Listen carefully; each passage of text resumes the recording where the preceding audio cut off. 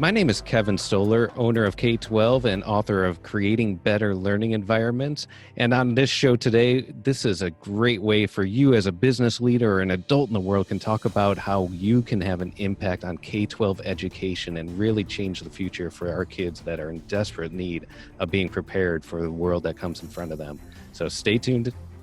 Congratulations! You are tuned into Dov Baron's Leadership and Loyalty Show, the #1 podcast for Fortune 500 executives and those who are dedicated to creating a quantum leap in leadership.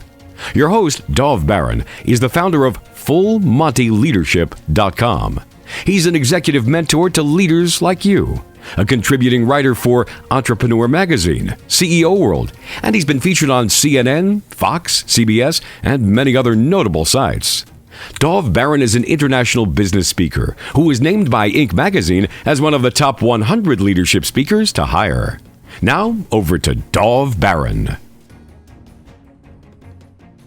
Welcome, dear friends, fans, and fellow aficionados of leadership excellence. Well, thank you for joining us on this episode of Leadership and Loyalty Tips for Executives. I'm your host, Dov Baron, the Dragonist, and I'm here to assist you tapping into the one thing in your business that changes everything by transforming meaning into action. To find out more about me, you can simply go to dovbaron.com. That's DOVBARON.com. Let me ask you, in what ways do you need to up-level your leadership? There's an old adage that says, if you're not part of the solution, you're part of the problem. So let me ask you, are you part of the education problem or are you part of the solution in making it? Because what's happening is it's making it very difficult to lead. I'll explain more in a little while. Stay tuned. We've got a fascinating show today with a fascinating guest. And remember, you can chat about this episode or any past episodes inside of our Facebook or LinkedIn groups.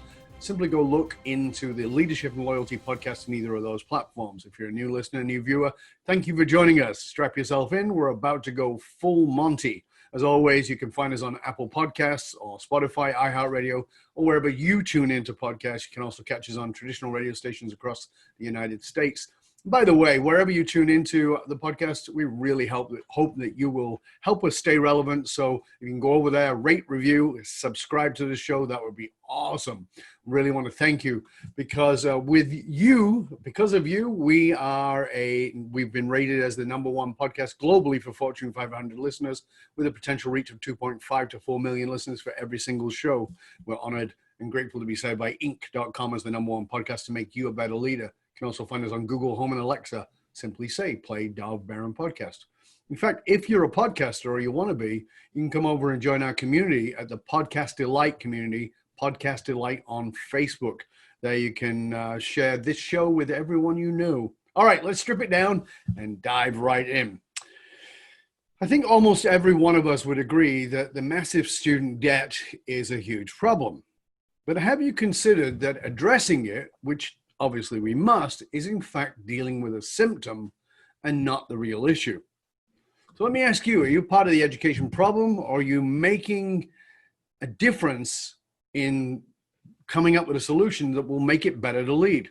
As a leader, you likely understand the importance of upgrading your own education and the education of those you lead. However, you and we got to consider the generations that are coming up and they're going to come into the work environment. Did they get an education that's going to really serve them? Well, let's find out exactly what that means and whether it's relevant to you in leadership. So let me tell you a little bit about our guest on this episode. Kevin Stoller is the co-founder and CEO of K-12, a leading national distributor of educational furniture. Furniture? What the hell's the guy doing on this show, Dov? Well, you'll find out. He's been working with hundreds of schools around the country. Kevin is passionate about helping educators think outside the box to focus on individual student needs. That's key. He has a master's degree in business administration and a bachelor's degree too. He's also the host of the Better Learning podcast, focused on improving education at all levels. So ladies and gentlemen, please put your hands together and help me to welcome the author of Creating Better Learning Environments, Mr. Kevin Stoller. Dov, thanks for having me. You're very welcome, mate. You're very welcome. It's good to have you here. I So feel like we should be starting like a basketball game now of after that course. introduction, Well, like let's go, let's play. sure. Why not? Why not? I can't play, but what's that going to do with anything these days? Not much. So I want to start off by asking you our opening question that I like to ask, which is, um, who is someone who we might not know, we might not even consider, who's been a major influence on you and on your leadership, somebody that has had real impact with you? Yeah, for me, I mean, it really comes back to family. I mean, really, my dad's been a really big influence in a lot of things I do, and just making sure that it's looking at everything in life and how it does that. On professional level, kind of one of the people that I've been looking to is Ted Dintersmith, who is really focused to improving education, and he's one of, he's done very well financially in his life, and but really took it to heart and said, you know what, with all these resources and everything that I have, I can continue to kind of build and sell businesses, or I can try to focus on improving education. So he's been a really, really good resource for me to So, help guide where we're going. so here's a business guy who got focused on education. What is the number one thing that you personally got from him that's really impacted you? Yeah, I think it comes down to is that this is not a problem that's going to be solved within the educational system. Mm. That it really does require people who are outside of it, and really, I would say, it comes down to kind of the adults in the room. Really, it's the parents, it's the business leaders, and I think that's the piece of it too, is how much that business leaders, anyone who's making hiring decisions, is really impacting things literally all the way down to the kindergarten level here. And that's been fascinating to kind of pull all the dots, connect them, and be able to really say, hey, you know what, this is really an issue that it's coming from the demand, and we're going to these schools and these educators and say, produce better results. But we're the ones who have set up kind of the wrong parameters for them to begin with. So tell us what I mean. You have this K-12 furnishings. Why do you do what you do now? Because obviously you're doing well with that. You've been very successful with that. Why do you do what you do now, which is really about looking at how we're doing education? It really came down to is that, one, at a personal level, there's a lot of influences that came down to it, but I've always felt like business can be the source of good. Mm, And by doing that, it really does solve a lot of problems. And, a lot of times problems don't get solved unless there is some type of profit component to it. And when we started the business, 11 years ago, it truly was, we were just kind of selling stuff. It came mm, down to it. And it really was, if you kind of looked at schools, they looked very similar to the way schools looked 50, 100, 150 years ago. It was very much straight rows, teacher in front, and that mm. delivery method was very much kind of a lecture style, and kids were kind of expected to just sit in place. Yep. uh, about about 8 years ago, there was really a shift in some of this new furniture that was coming out that completely flipped around the model of education, and it Mm, gave more of the ownership to the students, where they can actually move things around. And all of a sudden now it's not about the teacher in the front of the room, and it's about using all four walls and being able to reconfigure from lecture mode into group work, into presentation, into testing, and allowing these students to really have more ownership of it, versus kind of the method where we're used to, where it was a little bit like, okay, teacher, teach me, kind of put the knowledge into my head. And when I saw that, that's kind of when the light switch went on, and be like, no, we are not selling stuff. We are really creating better learning outcomes. And if we can be the advocates that are really pushing to change that status quo, it's not about furniture. I mean, really, we look at it, it's about creating better learning outcomes. And if we're doing that, that to me is more impactful than how much furniture we sell. yeah, that's fascinating. I mean, because I think if I think about the classroom, um, my mind automatically goes to, of course, what I was conditioned with, the classroom I went to. And at the same time, when I think about I am an educator. I speak different events and environments. It's still pretty much the same. I'm at the front of the room and the people are in the chairs. Isn't it amazing? Yeah. So it's like, wow, that's really interesting. Yet, I tell my speaking agencies and the people who book me, I don't like doing keynotes. I don't like doing the talking at the audience the way a teacher does. I'm very much about having conversations. So I break through that fourth wall. I come down off the stage. I interact with people. I have people working with each other inside of a lecture, quote unquote, because I don't like that format. Yet the room is set that way, right? So is that the first thing that we've got to do, Kev? I mean, like when we're presenting, is maybe break up that model? I mean, because when you look at it, it's the one that makes sense because everybody can see me. I'm speaking. For sure. Yeah. Right. And to that point is the first thing that we always talk about is that if you really think about it, every student learns differently. Of course. And if you look at it at that level and say everyone learns differently, and just because they learn differently doesn't mean that they learn differently like that 100% of the times. So another good point. Yes. So even if somebody's like, you know what, I'm a much more visual learner or I'm a tactical learner, I need to really kind of get my hands on that. We need to be able to cater to that, but we also have to recognize that they're not going to be that way 100% of the time.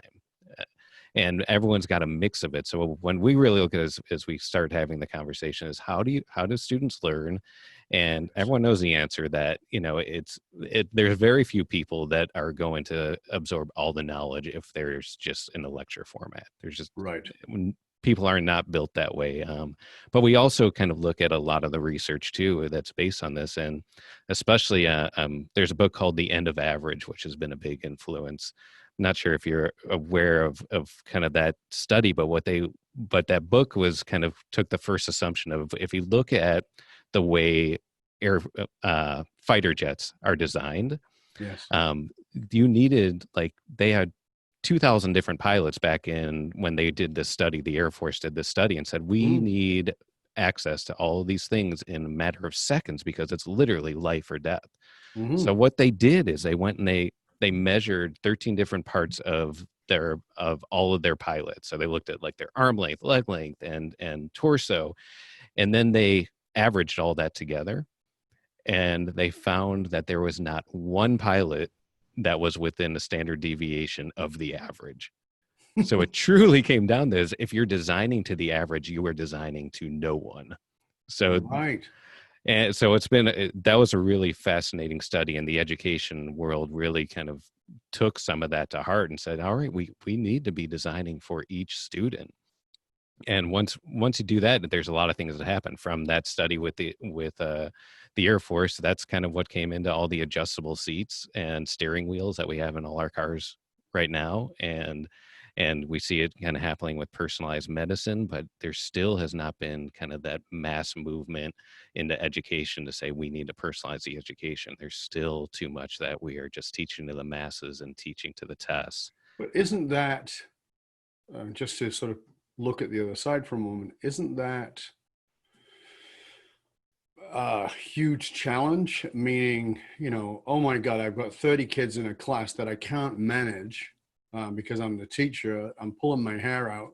I mean, even without the chairs, the attention span of each kid is different. I've got kids with ADD. I've got kids with, whatever it might be going on, learning disabilities or learning challenges. And, there's so many things that it becomes like, I think that a lot of people in those situations would just throw up their hands and go, you can give me couches. It's not going to make any difference. Right. Yeah. And obviously when we talk about this, it is not about the furniture. This is really, it's just the most physical thing that when somebody walks into the school, it's the biggest difference to be like, ooh, this is different than what we're used to. So for sure, this is just one little piece of the component that goes into the curriculum and the training and the professional development for the educators out there. But the good news is that there are a lot of schools that are doing this, and they're trying to figure out what is that method that we can reach and cater to each individual student. And really, to me, I feel like it's part of our mission, and my personal mission is to advance this conversation beyond just what's happening within schools and more to the general public. Because if people don't know about it or think about it, we're going to kind of come back to the same things, which is really the demands that we're putting on the schools right now, is that we want to show that you're really good at producing good standardized test results so that your school is rated high. And that I always talk about the college problem, that almost every K-12 education system right now is either, whether they say it directly or not, they view their success based on either the percentage of students that go to college or the quality of the college. So it's either like, I need to get them into college or I need to get them into a better college. Right. And that's on us. I mean, they all know that that's not the right way to teach students. And I definitely want to address that,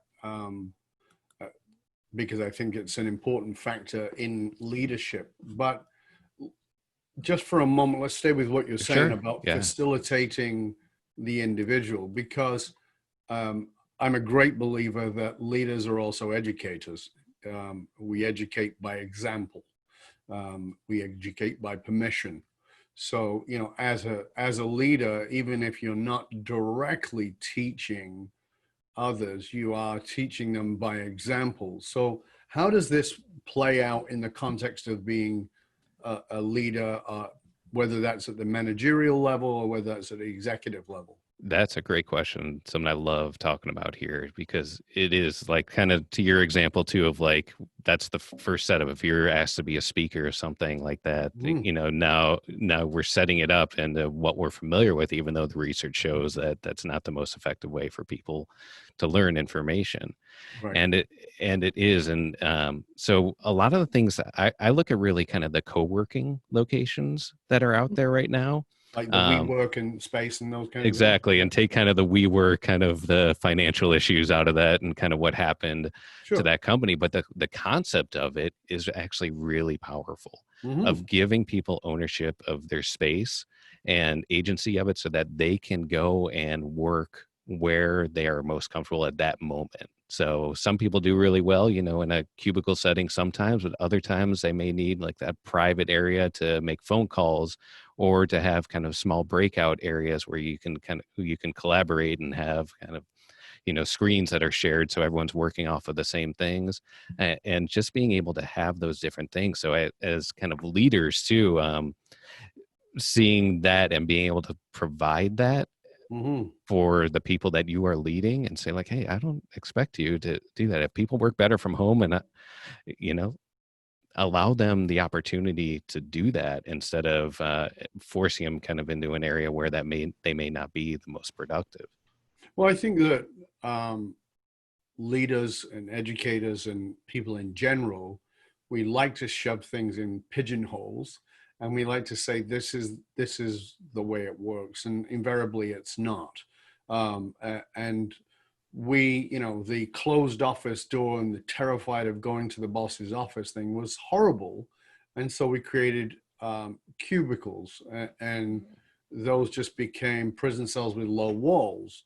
And then we go, oh no, we need open space. And we had open space, and then there's so much freaking noise that nobody can focus, and nobody can, and everybody's constantly being interrupted. And it seems to me that the most effective work environments and learning environments are ones that allow for you to be in what you need to be in. Meaning, I need a private meeting, I need a closed door, I need a collaborative space where we can get 5 or 10 people in a room and use whiteboards and do all that. And I also need a more social, stimulating environment for when I need that. Is that what you're referring to? Exactly. Yep. Okay. Of being able to have that variety of choice. And I mean, we talk about it in the school level of that student choice, but it really kind of evolves into, into the work world too. I mean, I know I've worked in different work environments, over my career, and I can tell you, like, I know myself, like, I need to move around a lot. Yeah. And, I need areas where I can go. Like when I'm on phone calls, I will walk around the building, and I will do laps around the building on there. But when I need to be focused, I need to be, in a focus area without a lot of distractions. And, it's a lot of allowing that self-discovery and let people kind of judge for themselves, be like, where am I most productive? But we have a new challenge now, and that is the evolution to at least semi, if not total, but certainly semi remote working. And many people are beginning to realize the challenges with that. If you're at home with, for instance, small children, Right. we all laughed at the international researcher in the UK who you may remember this news scene. He was being interviewed on the news, and his kid came in, and then the other one came in, and then the nanny came in and dragged the kids out while the guy's trying to do this very CNN, BBC type thing. Right. But that is the reality that many people, post COVID-19 were facing, is that you are going to have to do your work. You're going to have to hit your deadlines. You're going to have to do the production you need to do. You have to show up on screen looking decent. And at the same time, you might have a dog barking in the background and a kid screaming in the background. And maybe you've got an ailing parent who's living with you.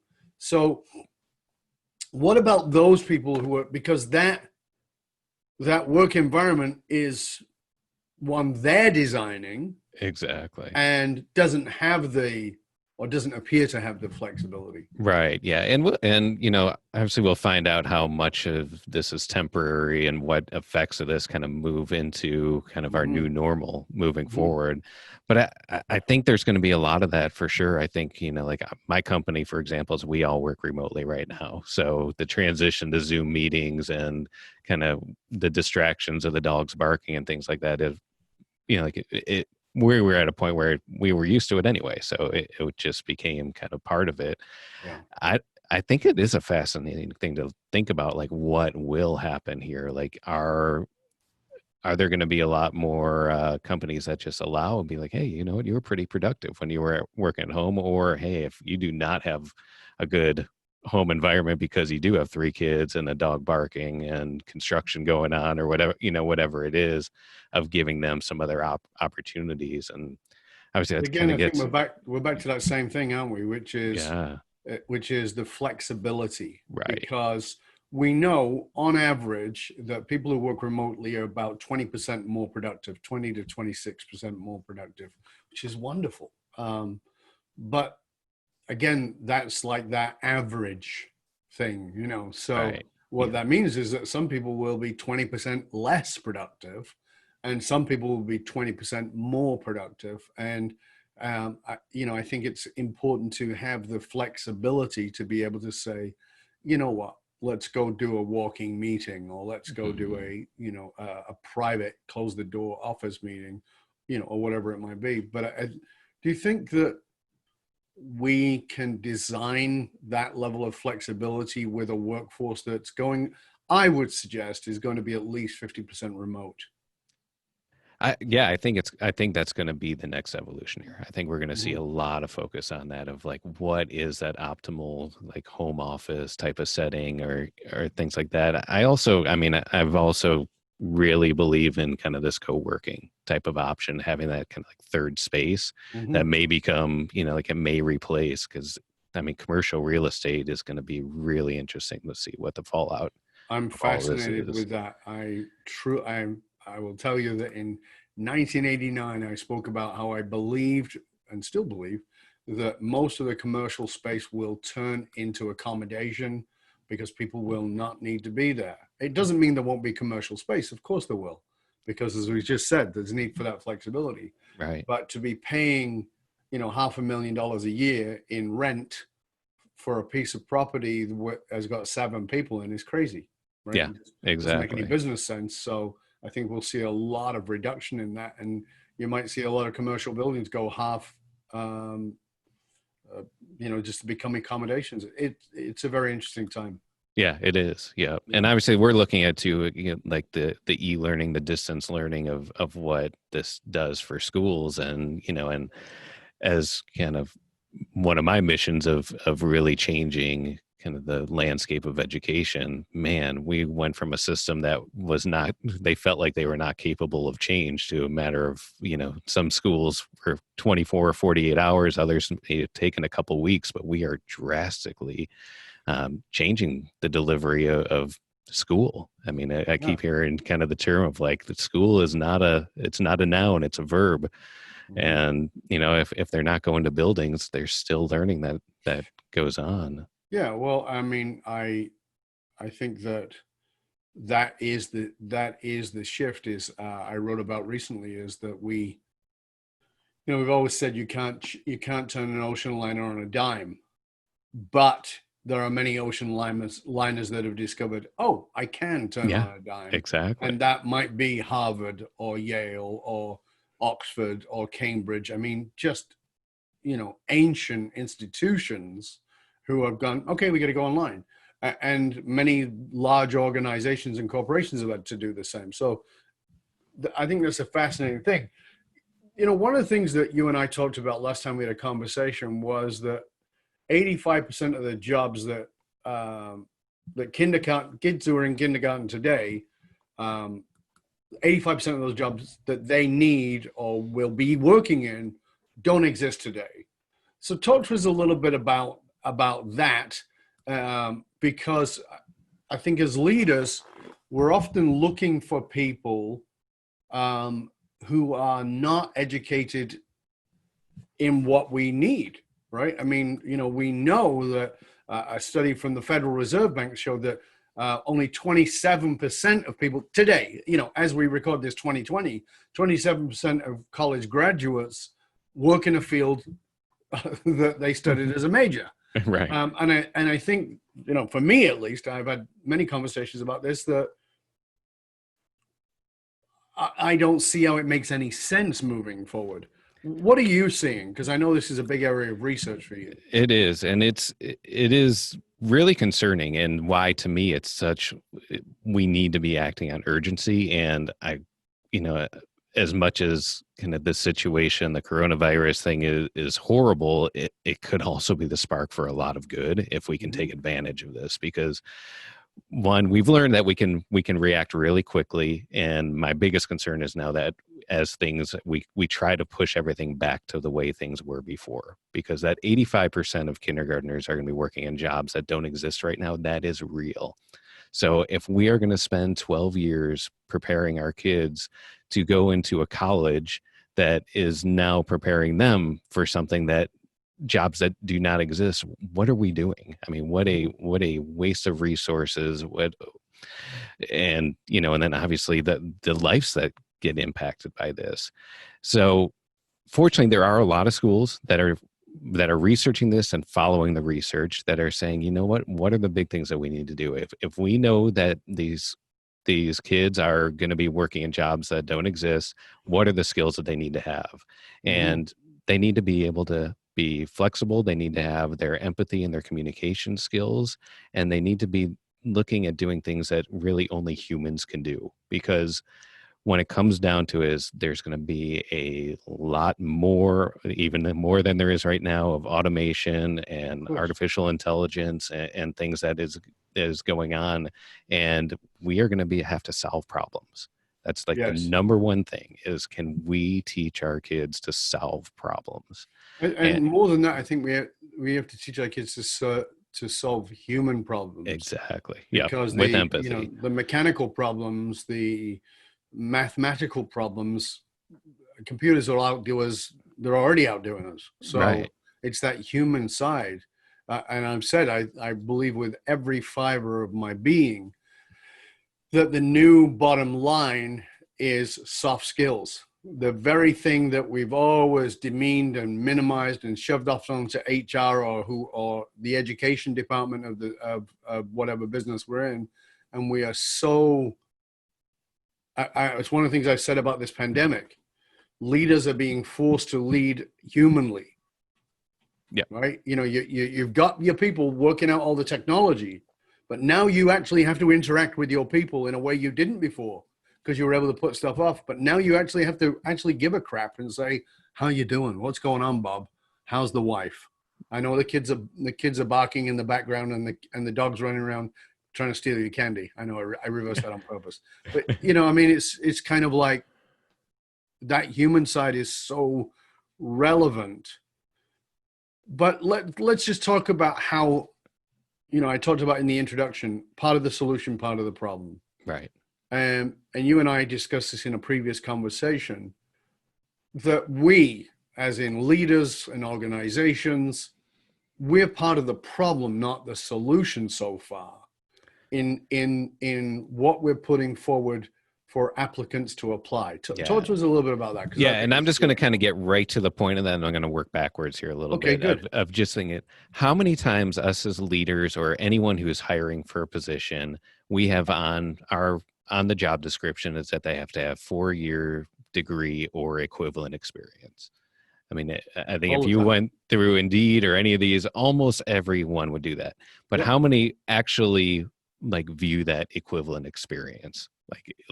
Are those words that are on there just because, or do we actually care? Because you and I have probably had a lot of conversation that if you can hire someone who was great at a certain skill set that you needed, do you really care what college they went to or what their GPA was? I don't give a crap personally, but that's me. Yeah, and me and almost everyone else, because I spend kind of half my time in schools, the other half of my time is with business leaders and entrepreneurs. And I've never had anyone tell me no, I need to make sure they went to an elite college and that they had a good GPA.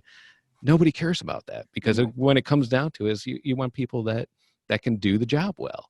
So I think that's the first thing that if we can all take away is we need to look at our job requirements. How many people are very well qualified to do these jobs, and we are immediately not even giving them the opportunity to do it because of that 4-year degree? And if you really look at it, we're creating a whole pay-to-play system that literally we're not even going to look at people unless they go through and they spend $150,000 on education, that we all know in our hearts, and we know as leaders that does not matter. Now, some people will challenge it a little bit and be like, well, if they went through college, that shows that, it does show that they can do something, it shows that they can rise above something. But I would challenge that is almost like the false premise that we are putting right at the beginning, that if we remove that and do that. Now, there's a lot of factors that are working in our favor right now as we're kind of moving into more of like a gig economy and more freelance work, is that we do have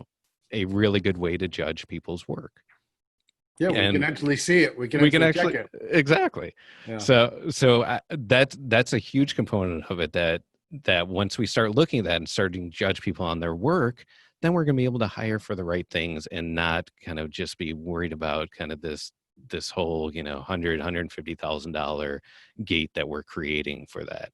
And that trickle effect is what I'm excited to see, and what I'm just very actively talking, and why I wanted to be talking to you on your podcast about this, is that if we challenge that assumption, and then as parents and as well of not having to go to the educators and say, hey, get my kid into a good college, or make sure that they're prepared. I'm only going to go to your school if you can show me that everyone's going to that system. For a long time, I used to blame the colleges for that.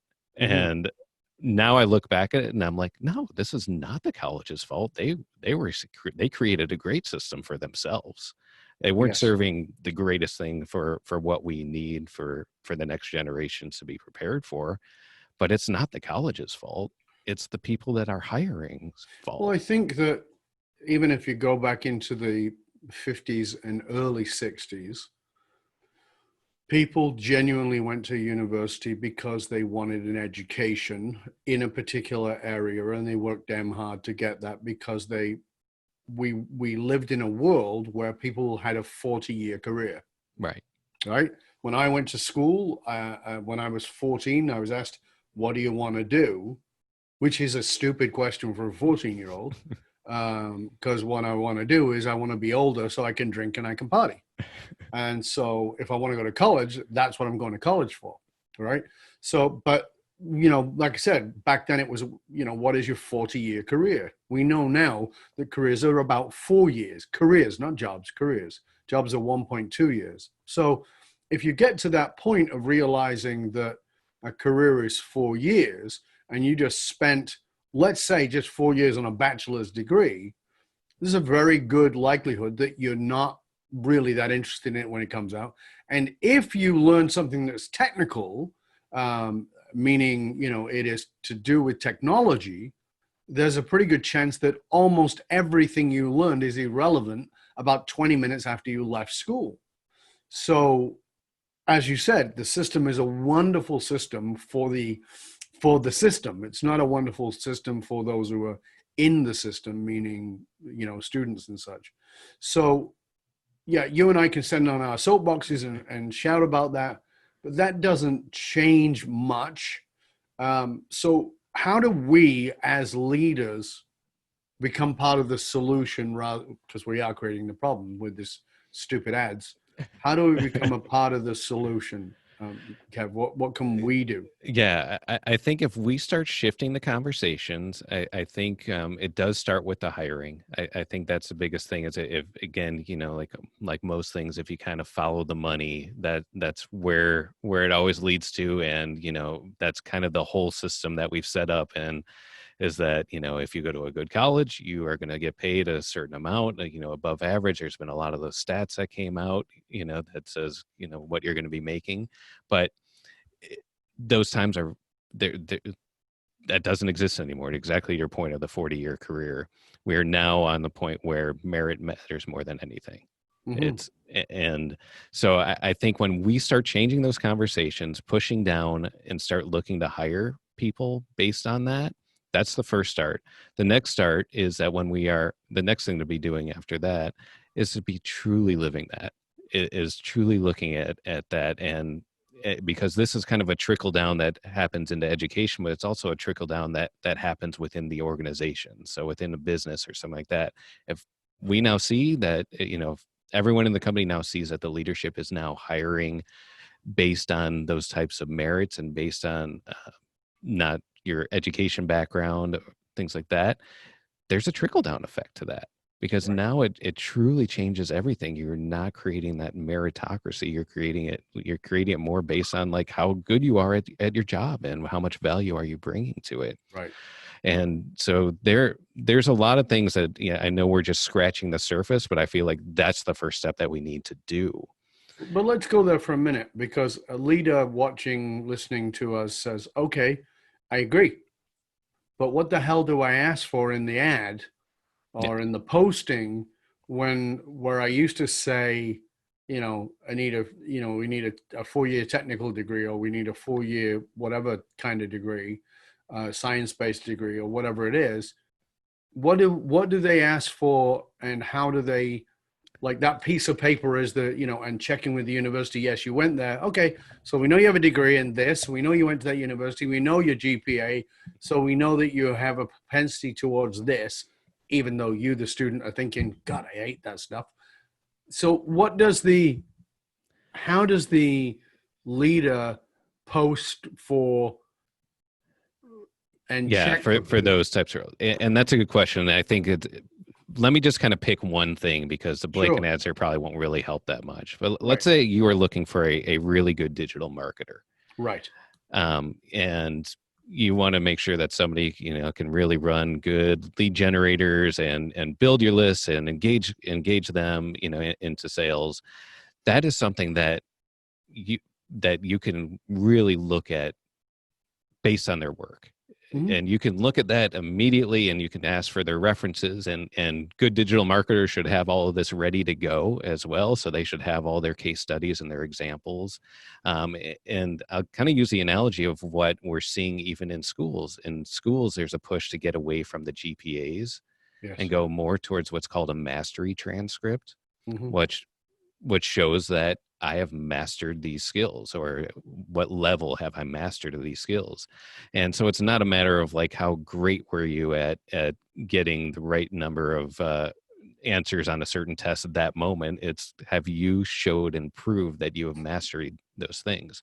Mm-hmm. Those are the things that I'm seeing businesses, and I hope I see more businesses doing that, of just really going into and examining how well have they mastered those skills and going to that. And I know, like, that's maybe an easy example to look at, because there could be some harder jobs and harder jobs to try to say, like, well, if they haven't done this exact thing, how do I know they wouldn't be good at this?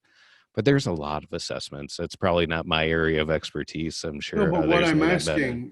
what I'm asking, Kevin, is more to do with the leader who is looking to hire and agrees with you and I what we're saying here about this, but at the same time is going, but I don't know how to post. I don't know what to say, because it's, digital marketer. Okay, yeah, you've got a resume of work you've done. Maybe you don't, because maybe it's a first level person who you're bringing in to learn digital market, or to work with us for digital marketing, who would not have a background because they would have normally come out of school. So, we don't want to throw the baby out with the bathwater and say, okay, we're going to ignore everybody who went to college. Right. But at the same time, we don't want to ignore everybody who didn't, or maybe did, but didn't end up in that area. So, I'm really looking at this from having leaders become part of a solution rather than part of the problem. And as you very well stated, we're part of the problem. Yeah, but that's a good point. I mean, the leaders could be asking and could go in the ones that are typically recruiting at colleges and be like, you know what, instead of kind of just doing these typical kind of college fairs where you collect my money, I stand at a booth and, wait for people to walk by.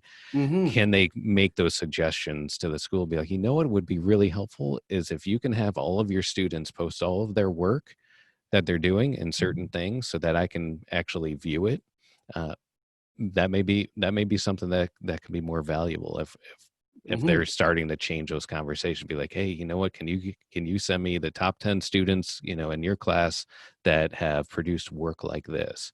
I think that's kind of a component. What we're also seeing is in the schools that agree with this concept is we're seeing them build their portfolios all through their life. So as they're moving through, because there are some brilliant kids. I mean, you look at some of the work that comes out here, and you can have a 15-year-old who can be one of the best digital marketers out there right now. And if they're building out their portfolio and showing that to the world, that's going to be really attractive. So if you're going to now hire, wouldn't you want to see somebody's portfolio and be able to see all the work that they've done versus just knowing what their GPA is? And again, I fully agree with you. I'm really thinking about it from the point of view of being the leader who's looking to hire. Yeah. Because there are things like we talked about, the human side of leadership and those solving human problems pieces, that I may not have a portfolio of digital objects to show, right? So again, this person says, okay, well, we normally would advertise for somebody who has a degree in psychology or communications or literature or whatever it is, because we need you to write for us or whatever it is. Okay. Or we need you to actually deal with human beings, and you're 19 or you're 23. So, this is, I think, the challenge we're going to face is how do we qualify and quantify things that are not traditionally marked in the way that we've done it, Right. in the usual, you got 100% on this with your, because school in its present form is a lot to do with regurgitation. So we can't test in a regurgitation manner. So this is what I'm finding really interesting about this conversation, is why I want to have this conversation with you, because I want to help leaders become part of the solution. Yeah. And, and again, like there are people who really focus on this. So I welcome kind of that evolution of it. And I would love to be kind of part of those discussions and learn more about that, of how people interview for this. I can just kind of tell you a relevant story of one of my entrepreneur friends, that he literally, when you sit down for an interview with him, he's kind of learned his interviewing skills from people like Larry King, and he wants to get to the heart of people. Right. So the first question that he asks when they sit down for an interview, he says, "Tell me, why are you here?" And he leaves it completely open-ended on there, and it's not about just kind of running through the resume and be like, tell me about this role. What did you do? What did you do here? It's getting kind of to those soft skills of trying to figure out empathy and motivation and understand what is the real why behind someone. And he's like, his interviewing has totally changed when he starts asking that question. It's a totally different conversation. You really start to see people for really who they are. Yeah, we have a couple of companies that we work with, and they have they have all their hiring process. But if it's for an executive position, me and my team, do the final interviews, and we do them for exactly those reasons, because we don't care about the technology. Like, they'll filter all that. The company filters all that. Okay, you definitely have the qualifications, you have the background, but now you're going to sit down with our guy, which is Dov or Renuka, and you're going to sit down with them and have a conversation with them, and they're going to ask you stuff we can't ask you. And I do. So what are some of those things? Like what? Number one thing is, one of the things that we ask, it's a simple starter, which is, if somebody comes to you, a peer comes to you and is having conflict with another peer, and they talk to you about that conflict, what do you do? Right? So it's not how do you handle conflict, because people will always come up with the right answer. They know that one.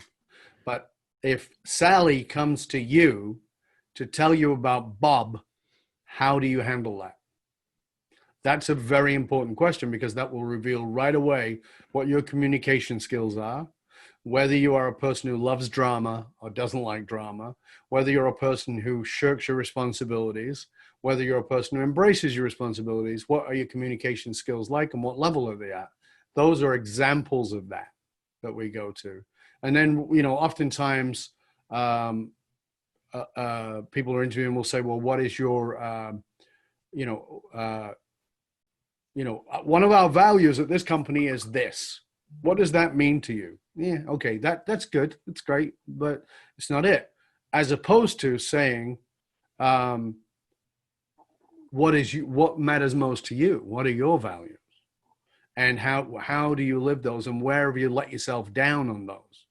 Where have you been challenged on that? And these are much more important people revealing questions than, because the truth of the matter is, we all know the old adage that you can train skills, you can't train character. Like, we want to know who you are, because we've all hired somebody who was amazing on paper, right, and then, oh my God, a horror show in person. That's a different gig, for sure. So what changed the direction for you? What, like I said, you got your K-12 furnishings, that's what it was. But what was the turning point in your leadership and your business philosophy? Yeah, the biggest thing for me came down to, I've been part of this group, Entrepreneurs Organization. I don't know. EO? Yep, EO, and I know it you've used had. To be YEO. Yeah, and there's still YPO. kind of, YPO is still kind of affiliated with that. Sure. So one of the things that when I started this company, I had a business partner, and that was the biggest thing, is like, we need to be around other business owners that have done this before. And one of the biggest things to me that came from being around this group and talking about, because really the core to that is that you have kind of a group of other entrepreneurs, and you meet monthly in what we call forums. And these are typically 3 or 4 hour meetings once a month. And we talk about the top 5 and the bottom 5% of our lives. Mm-hmm. So now when you take that, it truly is looking at everything from the leadership viewpoint of looking at 360 degrees, because I think when I kind of went into it, I was very kind of business focused. And when you kind of come out of that, you're like, no, this is really about, like, there's no longer kind of this work-life balance type of thing. It's more this integration of your whole life. And being around those people just was really inspiration to me. And then I was also introduced through that organization something called EOS, which is Entrepreneurs Operating System, based on a book called Traction. Mm-hmm. And we were the textbook company. I mean, literally, like we started just grinding, and it was all about kind of survival at first. But then we got to the point where you got to get your feet under you, and you're like, why are we even doing this? And that structure really helped us and helped us continue to grow. And it really helped my leadership abilities. It gave me something, instead of having to reinvent everything, to just immediately be like, okay, there's a really good flow to this. We kind of know who we are, we know our values, we know where we're going, what's our core focus, and that alone, I always kind of go back to that decision to implement that EOS system has been great for me. And I've taken it to another company that I started, and I feel like it's something that is really big for every company, nonprofit, Mhm. schools, to implement stuff like this, because it just makes it simple. And I know there's other ones like that out there, but Absolutely. having some type of structure was really important to me. Yeah, I mean, I've spoken quite a lot at EO and young presidents, different organizations, different groups, and national events, and all the rest of it. And one of the things that I'm very keen on is understanding that it is vitally important to get yourself around people who are at that next level, whatever that next level is for you. I personally work with leaders to take them there, to break through their own personal blocks, whatever those might be.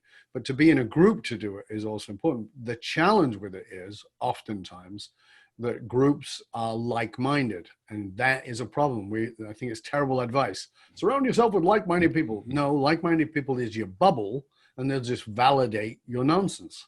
And so it's really important to also get yourself around people who don't think the way you do, who will challenge you to think in another way, not necessarily different, not necessarily better, but differently, just so that create that thinking. And I think that that's sort of full circle back to what we've been talking about with education, is that um, we live in a quote niche world where everybody is looking for their niche.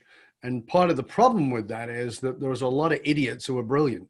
And what I mean by that is you're brilliant in an area, but you've never bothered to learn anything about anything else. And so your human skills lack. But you can write code up the yin yang. Well, that's fantastic. But now try writing a code for a relationship. Try writing a code for a diet, to a healthy eating program. So it's a very, what you're bringing up is incredibly interesting.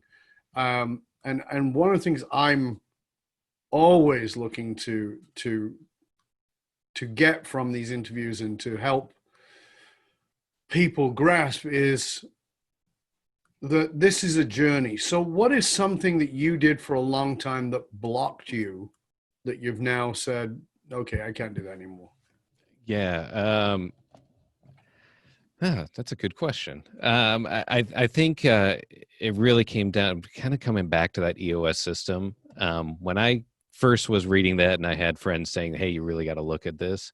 One of the first things they have you do is they kind of draw out. It's called the accountability chart. Mm-hmm. But it looks like an org chart. If you didn't, if you just kind of look at it, it's got the structure of like, all right, Mm-hmm. who's at the top, who's kind of handling sales and marketing, who's doing operations, and then who's doing kind of like the financial, IT, HR types of things. And, growing company, I always say I became a pretty good generalist. And Mm-hmm. when I drew that out on the board, I'm like, well, who's really accountable for it? Even though I have people kind of in these roles, I'm like, me, me, me, me, me. And Mm-hmm. I'm like, that's the problem. I'm like, I got to do that. So really, once that recognition came that I really need to have much, it is so much about the team, and being able to roll that Disseminate the out. power. Yeah, I would just Right. really hand off that accountability to people. So you Mm-hmm. may have given them the title of that role, but did you really allow them to have the accountability for it? And that's accountability to win. It's also the accountability to lose in there. And I think I was stealing that accountability to let someone win from it, because I still felt like I had ultimate accountability for that. And I was doing a huge disservice to my team. And it was amazing once I kind of rolled that out and showed that and shared that with the team, and the amount of transparency that we have and the amount that people just step up and they want it. People want it. People want to be engaged. And that's such a education right there, isn't it? I mean, that's the point.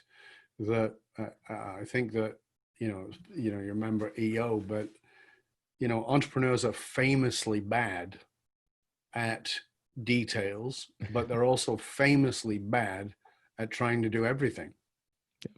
Right? So they're not good at details, but they're trying to do everything. Yeah, exactly. And invariably, there's a little bit of a prima donna mentality that goes with that, because if I don't do it, nobody can do it as well as me.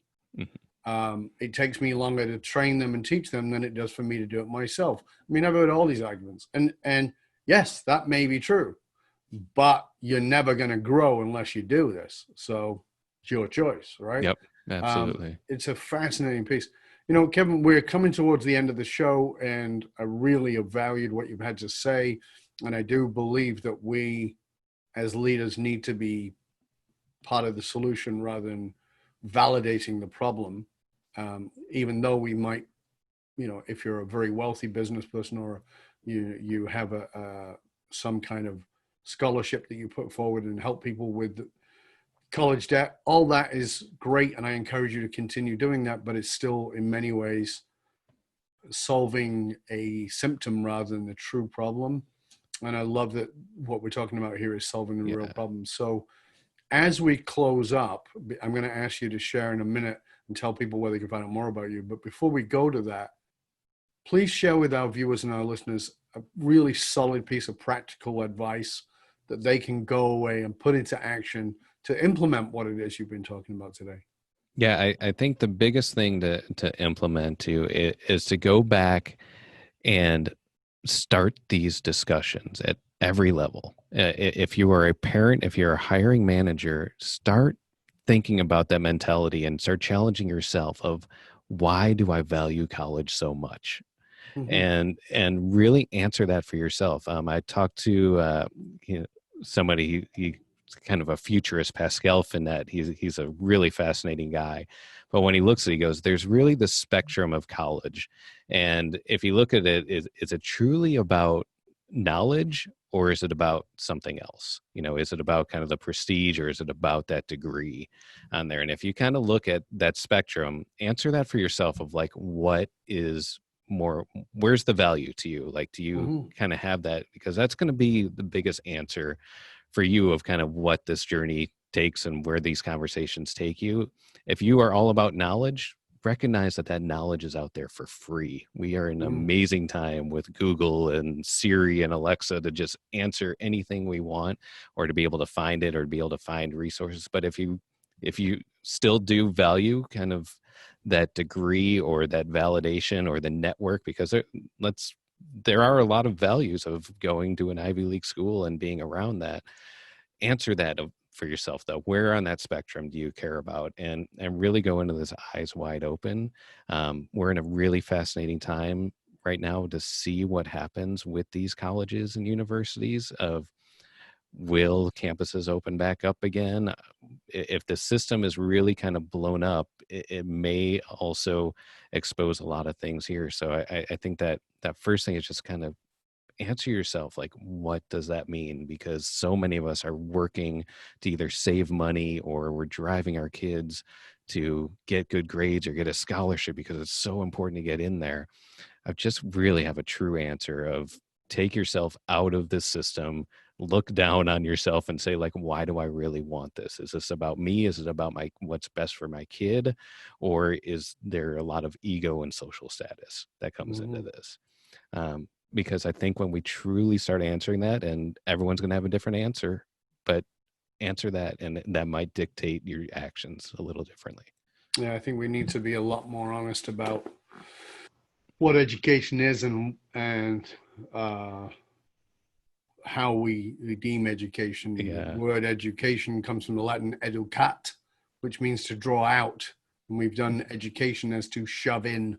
And I really would love to see the world shift to educat, to draw out what is the greatest within an individual rather than shoving in the repetitive, regurgitated facts that allow me to pass a test. Because we know that some of the most brilliant people did terrible at college, Right. Terrible, Yeah. because it was not the kind of learning environment they needed, Yeah. So it's fascinating. Kevin, I really want to thank you for being here. I want to thank you for all that you shared. Would you please tell our viewers and our listeners where they can find out more about you and all the wonderful resources that you have?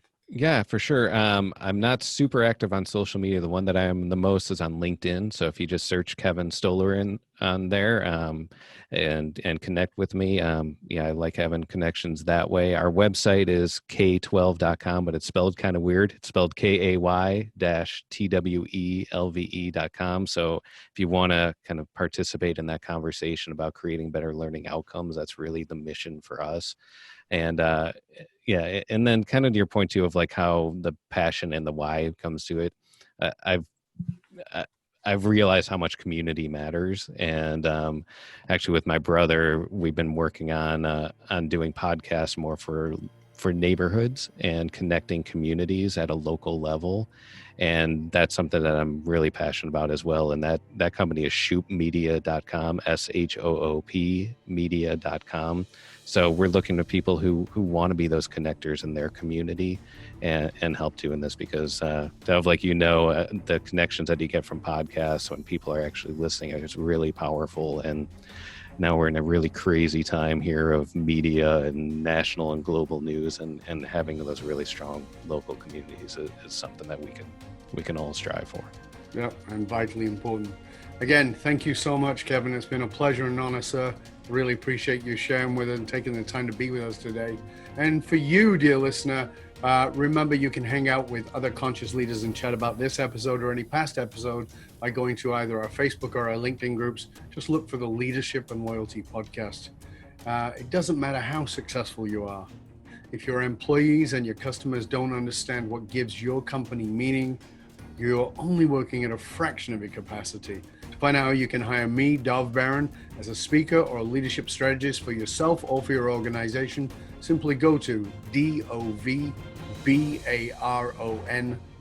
dovbaron.com, because the unified meaning, or as we call it, finding your dragonfire, is the one single monolithic difference between mediocrity and greatness for individuals and for companies. I want to thank you for sharing the show with everybody you know. Till next time, stay curious, my friend. Stay curious about how you can be part of the solution to this education problem that we are dealing with as leaders. Till next time, I'm Dov Baron. I'm here to assist you tapping into your deep greatness and finding your dragonfire to reach that next level of clarity, focus, purpose, and profit in your business, your life, and your leadership impact. And I am out.